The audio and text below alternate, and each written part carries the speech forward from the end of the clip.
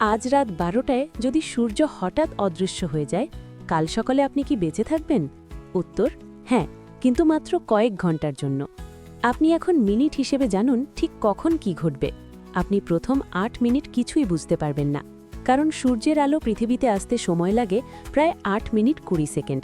তারপর হঠাৎ পুরো পৃথিবী অন্ধকারে ডুবে যাবে। শহরের আলো ধীরে ধীরে নিভে যাবে। আকাশ চিরস্থায়ী রাতের মতো হয়ে যাবে। তাপমাত্রা প্রতি ঘন্টায় প্রায় 2 ডিগ্রি করে কমতে শুরু করবে।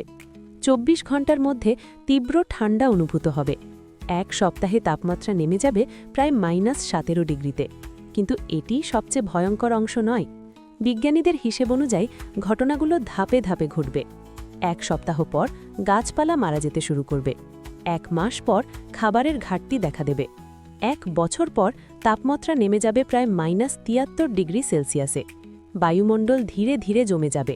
সমুদ্রের উপরিভাগ বরফে ঢেকে যাবে, তবে গভীরে কিছু পানি তরল অবস্থায় থাকতে পারে। এছাড়া সূর্যের মহাকর্ষ না থাকায় পৃথিবী মহাশূন্যে ভেসে চলতে শুরু করবে। কিন্তু এখানেই শেষ নয়, এখানে আছে সবচেয়ে অপ্রত্যাশিত দিকটি। পৃথিবীর ভেতরে এখনও প্রায় 5000 ডিগ্রি সেলসিয়াস তাপ রয়েছে, যা দীর্ঘ সময় ধরে থাকবে। ভূগর্ভস্থ স্থানে গেলে কিছু ক্ষেত্রে বেঁচে থাকা সম্ভব হতে পারে। জিওথার্মাল শক্তি ব্যবহার করে শক্তি উৎপাদন করা যেতে পারে। সমুদ্রের গভীরে এমন কিছু জীব রয়েছে যারা সূর্যের আলো ছাড়াই টিকে থাকে, অর্থাৎ কিছু ধরনের জীবন টিকে থাকতে পারে। বাস্তবতা হল, সূর্য থাকাই আমরা এখন বেঁচে আছি।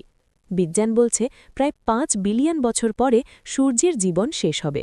এই কারণেই মানুষ এখন বিকল্প খুঁজছে, যেমন মঙ্গল গ্রহ বা মহাকাশে বসতি স্থাপন। প্রতিটি সূর্যোদয়ই আসলে আমাদের জন্য একটি অতিরিক্ত সুযোগ। তাই প্রতিটি সূর্যোদয়ের জন্য আল্লাহর কাছে শুকরিয়া আদায় করুন। এই ভিডিওটি সেভ করুন, শেয়ার করুন যাতে অন্যরাও জানতে পারে। আরও এমন তথ্য জানতে ফলো করুন।